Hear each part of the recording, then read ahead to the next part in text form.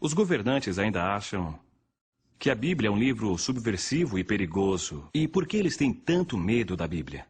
Uma pergunta importante realmente, cuja resposta pode explicar o porquê de tantas perseguições. Porque a Bíblia nos faz novas pessoas.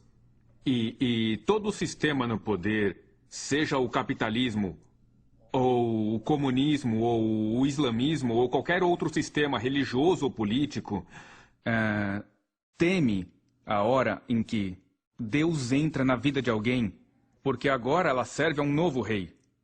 O apóstolo Pedro disse em Atos que devemos obedecer antes a Deus e depois aos homens.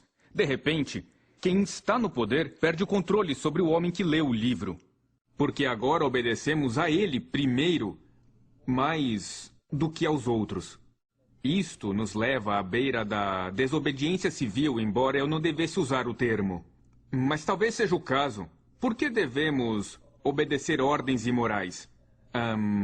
Muitas vezes damos a explicação, me mandaram, nada disso. Até na Segunda Guerra, com todo o domínio dos alemães, a submissão e a obediência às ordens não diminuía a crueldade e pessoas eram executadas mesmo obedecendo ordens. Isso ainda pode acontecer hoje. Nós, por meio desse livro, nos tornamos um povo de opinião, povo de convicções tão fortes que nada as abala, mas sempre baseadas no amor, na compaixão e sempre sob o comando direto do Senhor. Por isso a Bíblia é perigosa, por isso os ditadores atuais temem e proíbem a leitura desse livro. E os cristãos que não vivem sob os regimes autoritários? Eu, certa vez, conheci um pastor na Tchecoslováquia que me disse, não importa onde você vive, se levar este livro a sério, estará em apuros. E acrescentou, então terá orgulho de fazer o que é certo. Há sentido em dizer que a Bíblia é um livro perigoso, mesmo vivendo numa sociedade livre? Sim, e essa é a razão dos ataques contra nós cristãos, porque lemos a Bíblia. O método é diferente, o efeito é o mesmo. Somos muito ocupados para ler toda a Bíblia. Nós seguimos alguns trechos, passagens selecionadas, versículos, ou ouvimos alguns trechos que foram gravados em CD, ou na minha época eram aquelas fitas cassete, e eu ouvia o Novo Testamento no meu carro ao viajar pelas estradas da Europa, e era maravilhoso ouvir aquilo. Você deve separar um tempo para aquietar-se. E é por isso que nessa sala quase não se ouve barulho vindo de fora. Eu não tenho televisão aqui. No rádio eu ouço notícias. E havia uma janela bem ali. E quando eu ocupei essa sala, eu mandei fechar aquele espaço com tijolos, eliminando ruídos externos. Nós temos que ter um lugar para ouvir a Deus. E então, absorver a palavra. E talvez só assim ouviremos a voz de Deus. Ela não deve competir com toda a agitação à nossa volta. Sem ter um ambiente favorável, não será fácil. Devemos ter mais dedicação em nossos hábitos para ler a Bíblia, que é chamada a Carta de Amor de Deus para nós. Talvez você já tenha ouvido esse termo. Se disser, eu não li a sua carta de amor, Deus, aí foi mal. Acha que pode continuar assim, ignorando a palavra de Deus? Não dá. Devemos nos tornar pessoas segundo a Bíblia, ler o livro inteiro, toda a obra. Uma vez por ano, pelo menos. Não é difícil. 3 capítulos por dia e 5 no domingo. Se for ler em voz alta, são 88 horas lendo em voz alta, e inclui o Antigo e o Novo Testamento. Se é demais, você é preguiçoso. Como esperar que o Senhor o abençoe, o use e o proteja se tem preguiça de ler sua palavra, pela qual milhares de pessoas foram mortas, profetas foram mortos por ela, os apóstolos foram mortos por ela, mártires da história da igreja morreram por ela, hoje pessoas morrem por ela, e deixamos a Bíblia na estante? Existe uma história de uma família na Holanda, onde eu morei. Um pequeno garoto encontrou a Bíblia da família coberta de pó. Levou-a para a mãe e perguntou, mãe, esse é o livro de Deus? A mãe olhou o livro e disse, claro que é o livro de Deus. E ele falou, por que não devolvemos, já que não usamos? E, veja bem, hoje, só em inglês, existem 440 diferentes traduções e versões da Bíblia. Estamos lendo? Ou deixamos que, ocasionalmente, a verdade salte das páginas, nos atinja no rosto e mais nada? Para que, então, temos o livro, se somos tão relapsos com algo que exigiu a vida de tantos mártires da igreja e até hoje é assim? Como esperar que a palavra de Deus transforme nossa sociedade tão podre, corrupta, decadente e imoral?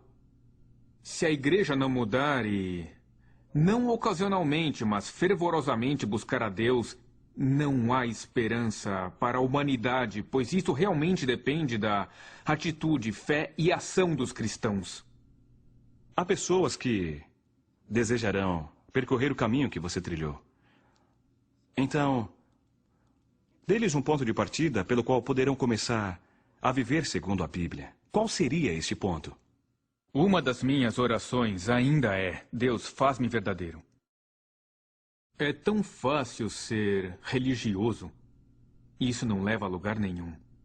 Quem teme ao Senhor chega lá sem precisar ser religioso. Nós fomos criados numa cultura religiosa, cínica, evangélica e blá, blá. Mas peço a Deus que me faça verdadeiro. Eu não quero ser só mais um. Quero ser alguém que faz diferença. E eu acho que eu faço, mas ainda posso melhorar. Aconselho que, ao ler a palavra, diga: Senhor, fale comigo. E o que me disseres, eu farei. E surgirá uma nova vida de aventura que o espantará. Aconteceu comigo. Eu estava lendo Oswald Chambers. Eu sou um grande fã de Oswald Chambers. Tenho todos os seus livros. E o pessoal do seminário me chamava de fanático. E em qualquer situação eu sabia o que Chambers diria. Então, certo dia eu li em seu livro: Dá a quem pedir.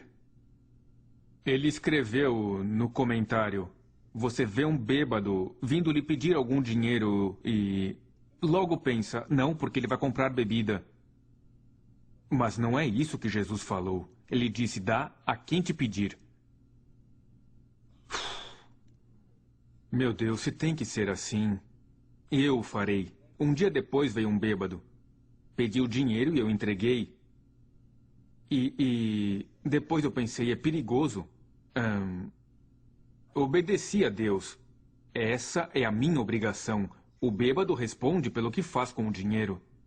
E então eu pensei: é melhor não levar isso tão a sério. Mas depois eu voltava a pensar naquilo, eu pregava aquilo.